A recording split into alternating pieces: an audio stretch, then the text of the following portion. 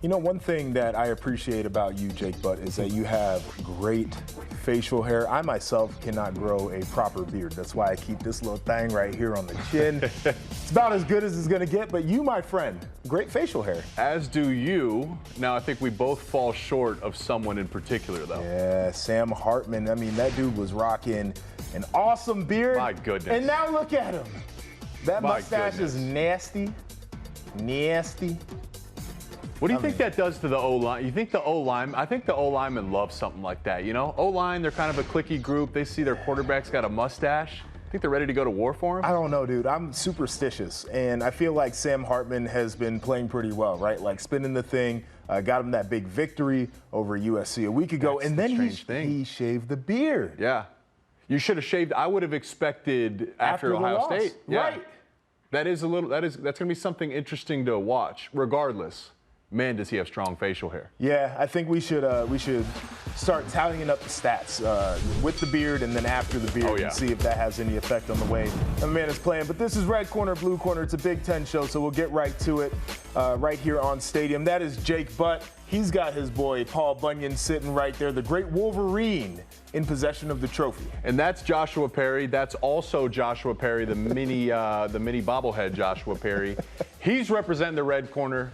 Former national champion, team captain, and representing Ohio State this weekend. Big matchup. Yeah, big matchup. We got a lot of matchups on deck, and one of the things that we have asked you to do is to comment on some of this Big Ten football. You guys have done a really good job. We're still looking for submissions, but we do want to put one of our fans here on display, and that is Nolan, who sent us a question. What do you have to say?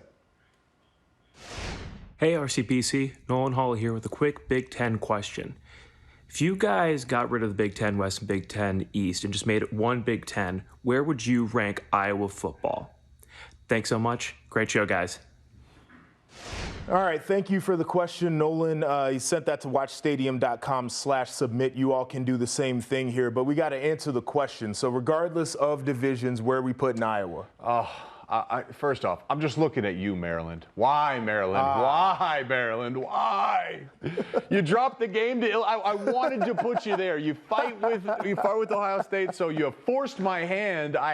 Winning matters above all else. It's like the quarterback. Winning matters. I got him at 4. Yeah, I think I would put them at 4 as well. I want to say Maryland. I really do. But you can't debate what Iowa has done in terms of results this year. And it's not been pretty. And I've been very clear about the way that I feel about the way that they're playing football right now. But when you have a system where you can rely on playing great defense and you can rely on using special teams as a true factor in the game, I cannot call this team any worse than 4th in the conference. Right. It's an interesting topic because if you do away with divisions, how do they match up? You know, and here's the thing is like they got blown out by Penn State. Maryland, on the other hand, was in the game with Ohio State, but again, it's like at the end of the day, it comes down to wins. Yeah, it does. It does. And if we put Maryland and Iowa on the field right now, I think Iowa could do some of that thing that they like to do, which is take the football away. And Leah Tungavailoa, for all of the great things that he's done, he's a player that I have immense respect for. He's been known to throw it away. He might give it away. Yeah, you know, like he's been known to give the football up to the other team. So Iowa, I don't like the way that you are winning, but I do appreciate the winning. This is the funny thing, too, because, you know, it's little details. Like Maryland, it's been 3 or 4 weeks in a row. We're saying, can you figure out clock management going into halftime? You need to get points on the board, and yet no improvement's been made. The one thing about Iowa is you can say what they want about their offense. All the details outside of that are pretty buttoned up. So it's super interesting. And guess what, Joshua? We have another fan submission, and we're going to stick with Iowa. I think this one's for you in particular. So I believe this is coming from Chip, and we're talking Iowa. Chip, what do you got for us? My name is Chip Minnick. I live in Avon Lake, Ohio. And Joshua, I'm a big fan of yours. I usually respect your takes, but I'm going to have to disagree with you here on Tory Taylor. Yes, the Heisman Trophy is supposed to represent the best player in college football, regardless of position. Being an Ohio State fan, I could not agree more that Charles Woodson was the best player in 1997, deserving of the Heisman.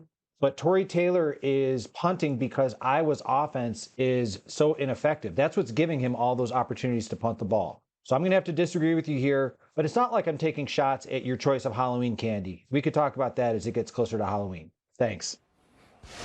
Yeah, Halloween candy, I've got some hot takes on that. Candy corn. Yes.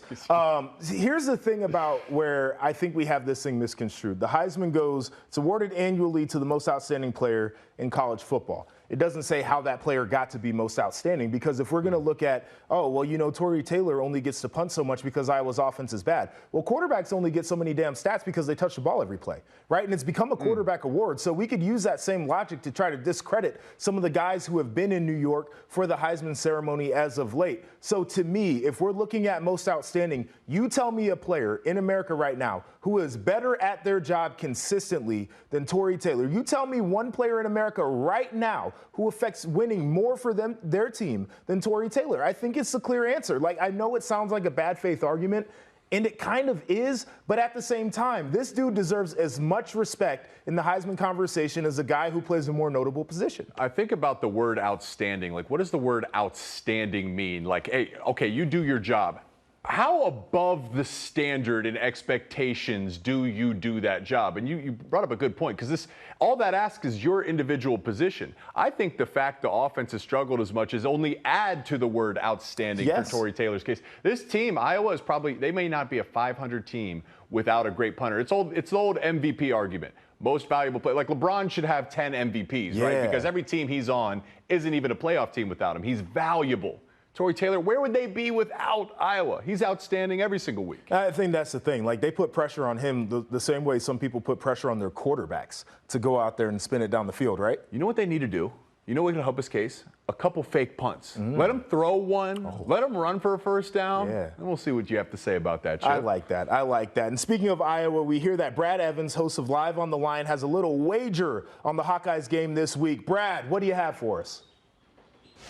Hola, amigos. Brad Evans here with your Saturday Spectacular Selection. And let's go to Iowa City. And on this SGP, if you're buying what I'm selling, come with me. Give me the Hawkeyes to win straight up. I'll take them on the money line. I'm going to parlay that with an elevated total. I'm going to take it up to 39.5 and slam the under in this Hawkeyes and Golden Gophers matchup. I put those two together. It's plus 105, believe it or not, at BetMGM. Yeah, Iowa's struggling offensively in pretty much all facets. Deacon Hill with a 4.4 YPA, yikes, on the season.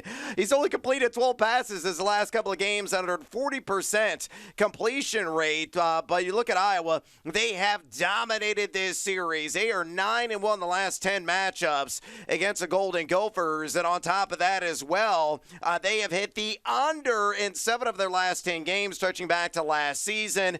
Points, they're not going to exist. I might as well don the leather helmets and watch this sucker in black and white, because it might be the first to 10 wins. Give me Iowa again on the money line, and give me the under on that old total of 39.5, and you score some plus money at BetMGM. Now go out there and make that money, Team Huevos.